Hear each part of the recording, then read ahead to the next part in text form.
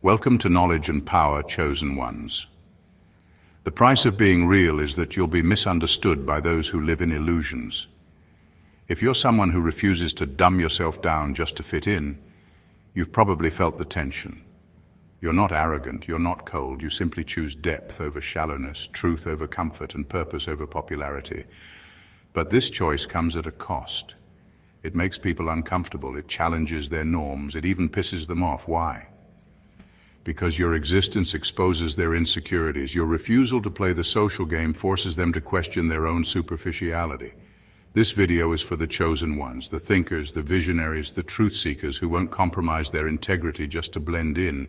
If you've ever been criticized for being too serious, too intense, or too complicated, this message is for you. We're going to explore why your depth threatens people, why your intelligence disrupts social hierarchies, and why your independence makes you a target. But more importantly, we're going to show you why all of this makes you powerful. Watch until the end because you'll discover that you're not alone. You'll understand that your struggles are signs of your strength, not weaknesses. And you'll see that your purpose is not to fit in, but to stand out, to lead, and to leave a legacy that matters. If you've ever doubted your path, this video will remind you exactly why you were chosen. Number 1. Intellectual intimidation. Intellectual intimidation is real. And if you're a person who refuses to dumb yourself down just to fit in, you've probably felt its effects firsthand. But let's get one thing straight. It's not just about people feeling inferior. It's about them feeling threatened. When you walk into a room with confidence in your intelligence, it challenges people on a deep level. It forces them to confront their own intellectual limitations. And that's an uncomfortable place to be. It's like holding up a mirror they didn't ask for, one that shows them the gaps in their knowledge, the corners they've cut, or the ways they've settled for mediocrity. And instead of facing that discomfort head-on, many people project it back onto you. They label you as arrogant, aloof, or even condescending, not because you are, but because they feel insecure in your presence. Your knowledge isn't just information, it's power. It influences the way you see the world, make decisions, and engage in conversations. When you speak, you don't just scratch the surface, you dive deep. And that depth can be terrifying to those who are used to staying in the shallow end. It makes them feel exposed, vulnerable, and even insignificant. Your refusal to simplify your thoughts challenges the status quo. And people don't like having their comfort zones shaken. But here's the truth. Their discomfort isn't your responsibility. The world desperately needs people who think deeply, question norms, and refuse to accept easy answers. Your intelligence is a gift, and diluting it just to make others feel comfortable is like hiding your light under a basket. You weren't meant to blend in. You were meant to stand out, to challenge, to inspire, and to lead. If people are intimidated by you, it's often because they see potential in you that they haven't yet realized in themselves. It's easier for them to criticize you than to confront their own insecurities. But that's not your problem to solve. You have a responsibility to your own growth, your own purpose, and your own journey. So don't apologize for your intelligence. Don't shrink yourself to fit into rooms you've outgrown. Instead, keep challenging the narrative. Keep asking the hard questions. Keep raising the bar. The right people, the ones who are secure enough to appreciate your depth, will respect you for it. And those who feel threatened, they were never meant to be part of your journey anyway. Number 2, uncomfortable truths. Uncomfortable truths have a way of shaking people to their core, especially when they're unspoken. When you refuse to engage in shallow conversations, you do more than just stand apart. You expose the emptiness of the small talk that so many people depend on, and that makes them uncomfortable. Think about it. Most social interactions are built on predictable scripts. How are you? I'm fine. Crazy weather, right? These exchanges don't require real thought or vulnerability. They're safe, easy, and meaningless. But people rely on them because they offer a sense of normalcy and comfort. It's a way to socialize without revealing too much, without risking judgment, without actually connecting. When you refuse to play along, it's like you're breaking an unspoken social contract. You're showing that you're not interested in shallow validation or empty pleasantries. You want depth, substance, and truth, and that makes people uneasy because they're not used to it. They've built their social lives around playing the game, and here you are, showing that the game is fake. Your choice to avoid superficial chatter indirectly points out that most people are merely skating on the surface, avoiding deeper issues they don't want to confront. When you don't participate, they feel exposed, even judged, although that's not your intention. They hate that you won't give them the comfort of pretending everything is fine, because your presence alone reminds them of the depth they're avoiding. This is why you might be labeled as too serious or too intense. It's not that you're actually difficult to talk to, it's that you're difficult to distract. You don't give people an escape from their realities. When you speak, you mean what you say, and you expect others to do the same. That level of authenticity is rare and intimidating. But here's the thing. The world desperately needs people like you. It needs people who challenge the status quo, who refuse to accept shallow connections, who demand honesty and vulnerability.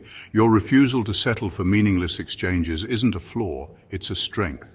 It shows that you value genuine human connection, even if it makes others uncomfortable. The truth is, people who get upset at your refusal to engage in small talk aren't mad at you. They're mad at the mirror you hold up to their faces. They're upset because you expose the emptiness of their routine conversations, but that's not your burden to carry. You're here for depth, for purpose, for meaning, and that's nothing to apologize for. Number 3, social alienation as a defense mechanism.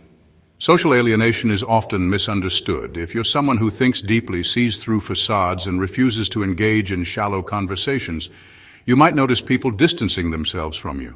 It's easy to feel like you're the problem, that you're unlikable or too much for others to handle. But the truth is far more revealing. People distance themselves because they don't know how to connect with someone who operates on a different intellectual frequency. You see, most people are comfortable with what they know. They're used to a certain level of conversation, one that doesn't require them to dig too deep or challenge their own beliefs. It's safe and predictable. But when you come along with your thought-provoking questions and your refusal to accept surface-level explanations, you disrupt that comfort. You challenge them to think, to reflect, and to engage more deeply than they're used to. And that scares them. It's not that they dislike you. It's that they don't know how to relate to you. They're intimidated by the way your mind works. They're not equipped to navigate the depths you're willing to explore. And so instead of making the effort to bridge that gap, they retreat. They label you as distant, aloof, or even arrogant, not because you are, but because it's easier than admitting they feel inadequate. This is social alienation as a defense mechanism. They isolate you not to punish you, but to protect themselves from the discomfort of confronting their own limitations. It's a way of maintaining their comfort zone without having to rise to your level of conversation or thought. But here's the catch. This alienation isn't a reflection of your worth. In fact, it's a sign of your strength. You operate on a different wavelength because you refuse to compromise your authenticity just to fit in. You're not willing to dumb yourself down for the sake of acceptance, and that's powerful. It shows that you value substance over superficiality, truth over popularity. So if you feel isolated or misunderstood, remember this: it's not about you being unlikable, it's about others not being ready or willing to engage at the level you're at. It's about them feeling safer in their comfort zones than in the depths where you thrive. Your loneliness is a sign of your uniqueness, your depth, and your courage. It means you're not afraid to stand alone in your truth, even when others can't join you there. And in time, the right people, those who appreciate your depth and are willing to meet you where you are, will find their way to you. Number 4, fear of exposure. Fear of exposure is a powerful force, and if you're someone who sees through facades, you've probably witnessed its impact firsthand. It's not just that people are uncomfortable around you, they're downright uneasy, sometimes even resentful. But why? It's because your ability to see the truth makes them feel exposed and vulnerable. It's like you can see through the masks they wear, even if you never say a word about it. Most people spend their lives building walls and wearing disguises. They present versions of themselves that they think will be accepted, liked, or respected. These facades protect them from judgment, rejection, and the fear of not being good enough. They rely on these masks to navigate social interactions without revealing their insecurities, fears, or flaws. But then you come along with eyes that see beyond the surface. You're not fooled by appearances or charmed by empty words. You have a way of seeing people for who they truly are, not who they pretend to be. And that terrifies them.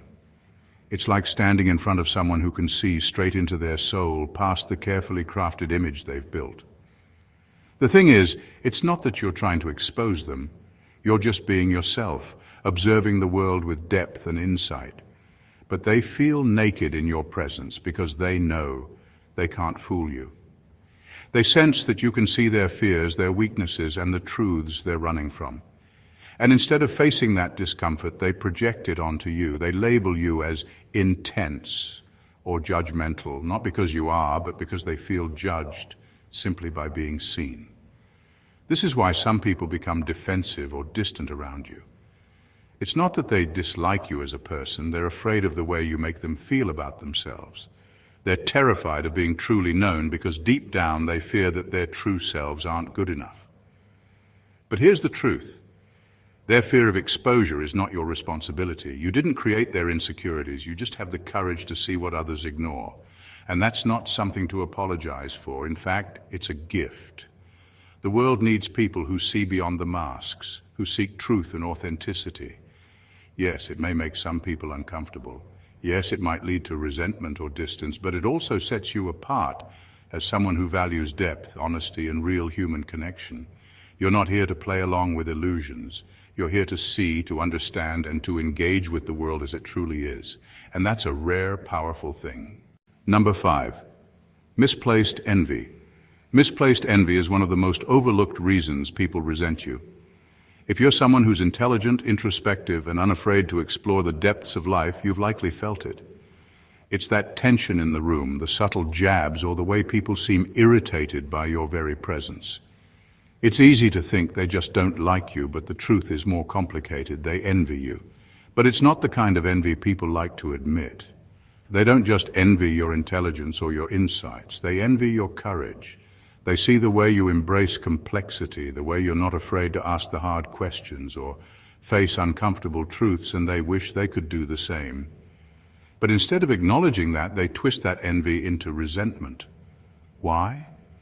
Because it's easier to resent you than to confront their own fears. It's easier to call you arrogant or too deep than to admit they're afraid of their own depth. They see you exploring the unknown, challenging conventional thinking, and they feel exposed. They realize they've been staying on the surface, living comfortably within the limits of what's familiar. They hate that you remind them of the courage they lack, but they can't admit that, not even to themselves. So they project their frustrations onto you. They downplay your intelligence, mock your curiosity, or accuse you of overthinking. They turn your strengths into flaws because that's easier than facing their own insecurities. They tell themselves that you're the problem, that you're difficult or complicated, because admitting they envy you would mean confronting their own untapped potential. This is why you might feel misunderstood or isolated. It's not that you're unlikable or that your thoughts are too complex. It's that people are uncomfortable facing the gap between who they are and who they could be. You represent the road not taken, the questions they're too afraid to ask, and the truths they're not ready to face. But don't let their misplaced envy dim your light. The fact that they envy you at all means you're doing something right. It means you're living authentically, courageously, and unapologetically. It means you're embracing your depth, even when it makes others uncomfortable. So keep asking the hard questions. Keep exploring the depths. Keep challenging the status quo. Yes, it might trigger envy and resentment, but it will also inspire those who are ready to face their fears and embrace their own potential. And those are the people worth connecting with. Number 6, loneliness. Misinterpreted. Loneliness is one of the most misunderstood emotions, especially when it comes to people who value depth over shallow company. If you're someone who chooses solitude because you crave meaningful experiences and conversations, you've probably noticed how people misinterpret your choice. They see you alone and immediately assume you're lonely. But that couldn't be further from the truth. What they don't understand is that you're not avoiding people. You're avoiding superficiality. You're not lonely. You're selective. You'd rather be alone with your thoughts than surrounded by people who don't understand your depth.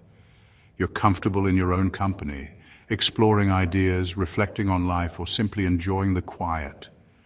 But to those who can't stand being alone, that's incomprehensible. You see, most people are terrified of solitude.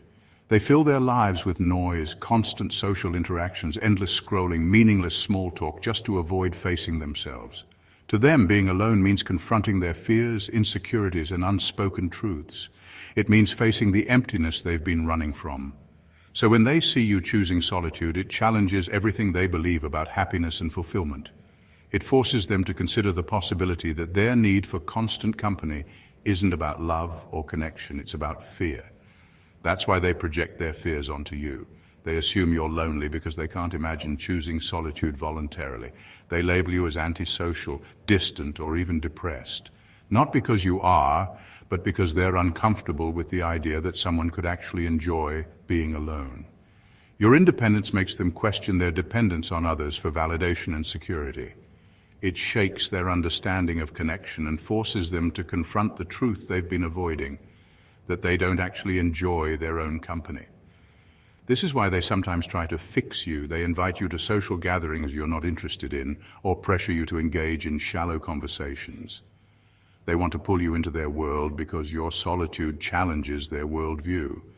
It makes them question whether they're genuinely happy or just distracting themselves from deeper issues. But here's what you need to remember. Their discomfort is not your responsibility. You don't need to explain or justify your choices. Your preference for depth, introspection, and solitude isn't a weakness, it's a strength. It shows that you value quality over quantity, authenticity over appearances. It means you're not afraid to face yourself, to sit with your thoughts, to explore the depths of your mind. So don't let their misconceptions make you doubt yourself. You're not lonely. You're fulfilled in ways they can't understand. You're not antisocial. You're discerning. And the right people, the ones who appreciate your depth and value your authenticity, will understand that. And number 8, fear of change. Fear of change is one of the strongest forces driving human behavior, and if you're someone who refuses to engage in shallow social norms, you've probably seen this fear in action. People don't just find you different, they find you threatening. But it's not because you're doing anything wrong. It's because your refusal to play along with meaningless conventions challenges everything they've built their lives around. Think about it. Social norms are comfortable because they're predictable. Small talk, fake smiles, and polite lies are all part of an unspoken social contract that keeps interactions easy and safe. It's not about genuine connection, it's about maintaining the status quo. When you refuse to participate, when you won't laugh at insincere jokes or engage in empty conversations, you disrupt that comfort. You're breaking the rules of a game most people don't even realize they're playing. And that's exactly why they fear you. It's not you they don't understand, it's your courage. You have the guts to question conventions and live authentically, even when it makes others uncomfortable. You refuse to compromise your integrity just to fit in. But instead of respecting that, people see it as a threat. They see your authenticity as a challenge to the safe, superficial world they've created. Your refusal to conform forces them to question their own choices. If you can live without the need for shallow validation, then maybe they don't need it either. But admitting that would require them to change, to break free from their comfort zones, and to face truths they've been avoiding. It would mean admitting that their routines, their small talk, and their carefully crafted images are just facades. And that's terrifying. So instead of confronting their fear, they project it onto you. They call you difficult, weird, or even arrogant because it's easier to label you as the problem than to face the truth you represent. They resist your influence because accepting it would mean questioning everything they've accepted as normal. It would mean acknowledging that their way of socializing isn't genuine. It's just a habit they've been conditioned to follow. But here's the truth. Their fear of change isn't your responsibility. You didn't choose to live authentically just to make others uncomfortable. You chose it because you refuse to live a lie. You're not here to follow shallow norms or to make people feel safe in their illusions. You're here to be real, to be honest, and to seek depth and meaning. Yes, it might disrupt the status quo. Yes, it might make people uncomfortable. But that discomfort is what challenges people to grow, to reflect and to reconsider what really matters, and that's exactly why the world needs people like you. Number 9, legacy over popularity. Legacy over popularity. It's a concept that's simple in theory, but radical in practice. If you're someone who's focused on purpose and legacy rather than chasing momentary validation, you've probably noticed how people react to you. They don't just misunderstand you, they're uncomfortable around you. But why? It's because your long-term vision exposes their short-sightedness. You see, most people are chasing quick wins. They want instant gratification, likes, compliments, social approval. They measure success by how popular they are today, not by the impact they'll leave tomorrow. But you're different. You're playing the long game. You're not interested in fitting in or being the flavor of the month. You're focused on building something that lasts, whether it's a legacy, a purpose, or a life that truly matters. And that terrifies people. Your vision forces them to question their own priorities. When they see you working tirelessly toward a purpose instead of seeking applause, they're reminded of all the time they've wasted on trivial pursuits. They see you making sacrifices, staying disciplined, and thinking ahead, and they're forced to confront their own lack of direction. It's not just that you're different, it's that you expose the superficiality of their choices.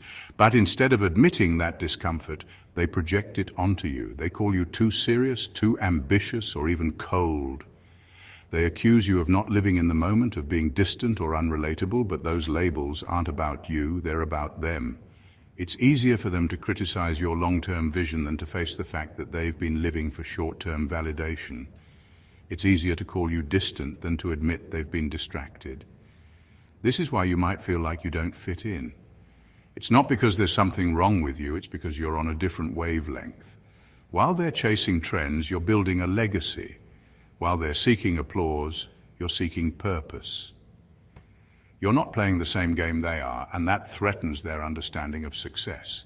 But here's what you need to remember. Their discomfort is not your problem. You're not here to make people feel comfortable in their complacency. You're here to create, to build, to inspire. You're here to leave a mark that outlasts you. And yes, that vision might cost you popularity, but it will earn you respect. The kind of respect that endures long after the applause fades. So keep playing the long game, keep focusing on purpose over popularity, on legacy over likes. The people who truly matter, the ones who see the bigger picture, will understand. And those who don't, well, they were never meant to be part of your legacy anyway. Number 10, the threat of independence is real. And if you're someone who thinks for yourself, you've probably noticed how it unsettles people.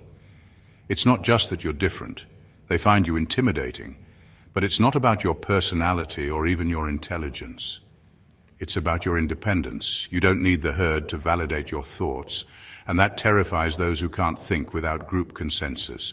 Most people find comfort in numbers. They feel safe when their beliefs are echoed by the majority, when their opinions are validated by others. It's easier to follow the crowd than to stand alone. It's easier to agree than to question. But you don't need that safety net. You trust your own mind. You're willing to explore ideas, question norms, and form your own conclusions, even if it means standing alone. This independence makes people uncomfortable because it exposes their dependence. When they see you confidently holding your ground without seeking approval, they're forced to confront their own need for validation. They realize they've been relying on groupthink, blending in to avoid conflict, and agreeing just to belong. Your self-assurance makes them question their own beliefs, not because you're trying to change their minds, but because you show them it's possible to think differently.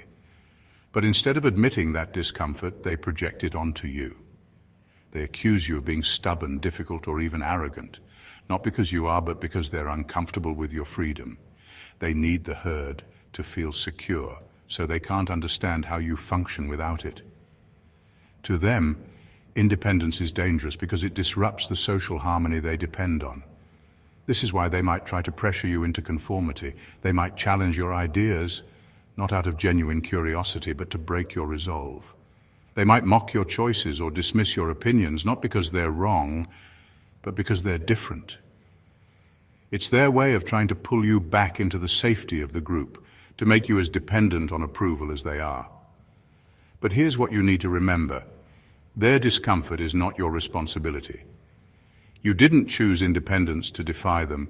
You chose it because you refuse to compromise your integrity. You don't think differently to stand out, you think differently because that's who you are. You don't need the herd, and that's a power they can't take away.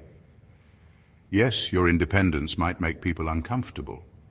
Yes, it might cost you popularity or easy acceptance, but it will earn you something far more valuable: authenticity, freedom, and the respect of those who also dare to think for themselves.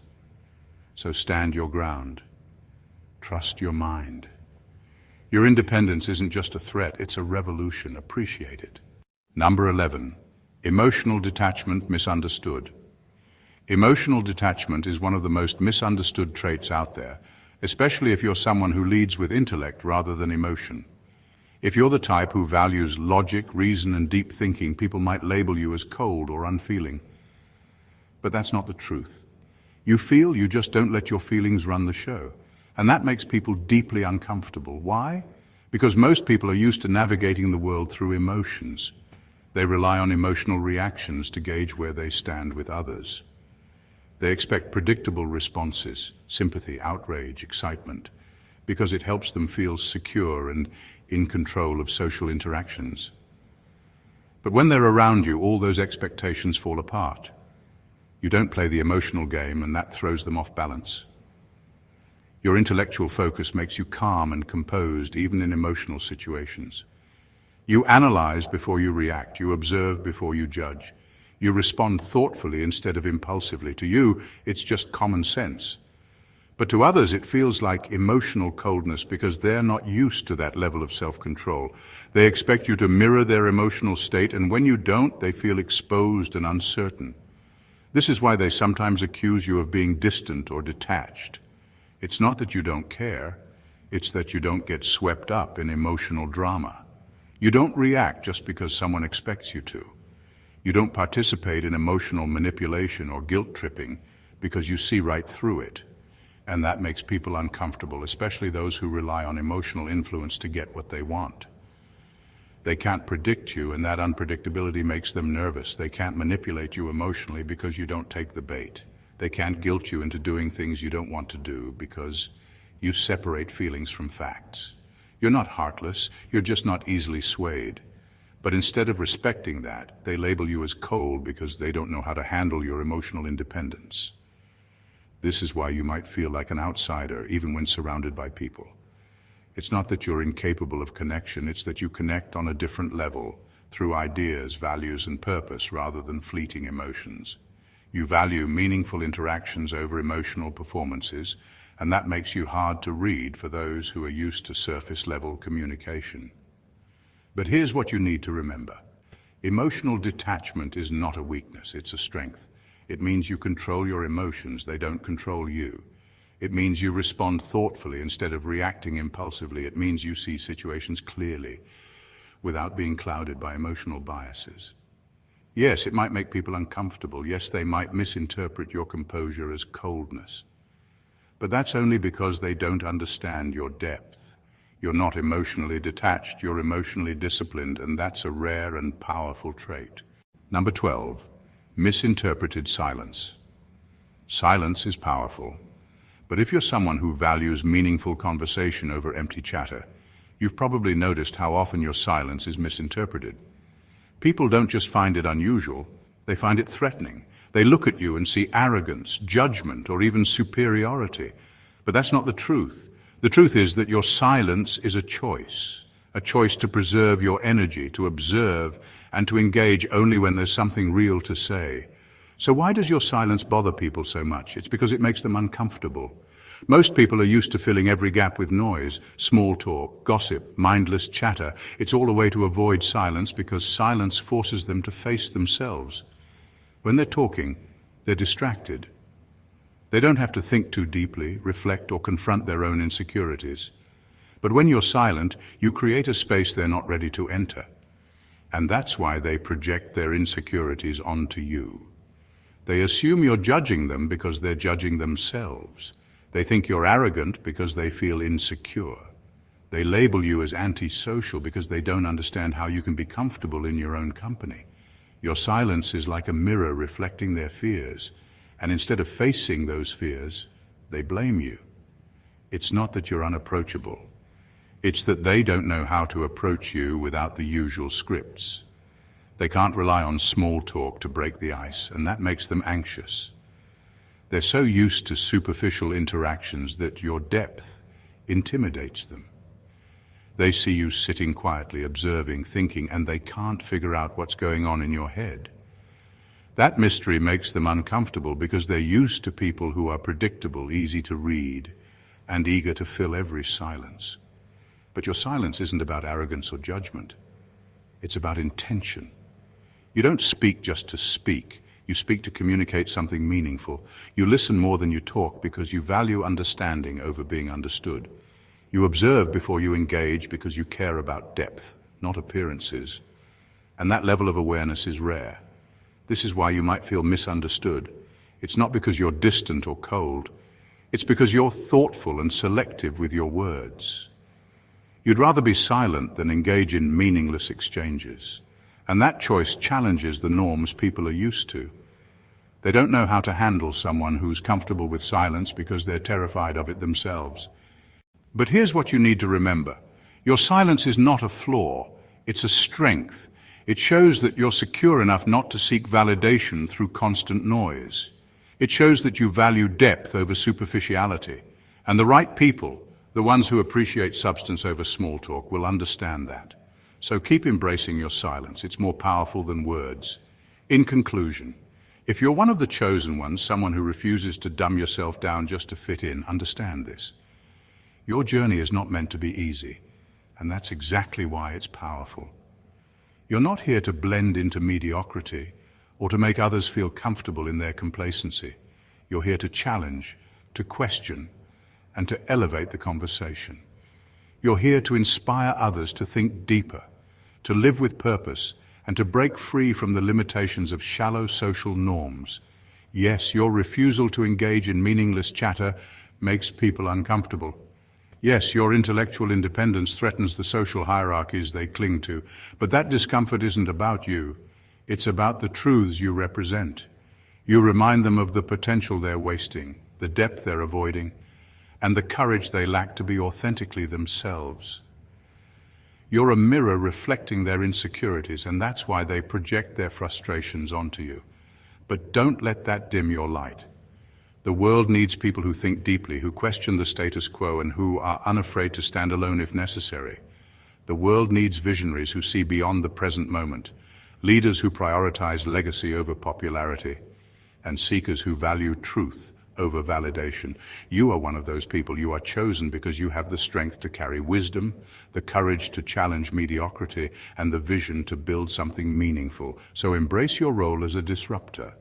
Own your intelligence without apology. Stand firm in your values, even when it makes others uncomfortable. Your purpose is not to fit in. It's to stand out, to inspire, and to elevate. Remember, greatness is never understood by the masses. It's respected by those who recognize it. And that respect endures long after the noise of shallow criticism fades away. Keep refusing to dumb yourself down. Keep challenging the norms. Keep thinking deeply, questioning boldly, and living authentically. The world may resist you now, but in the end, it's the chosen ones who leave a legacy that truly matters.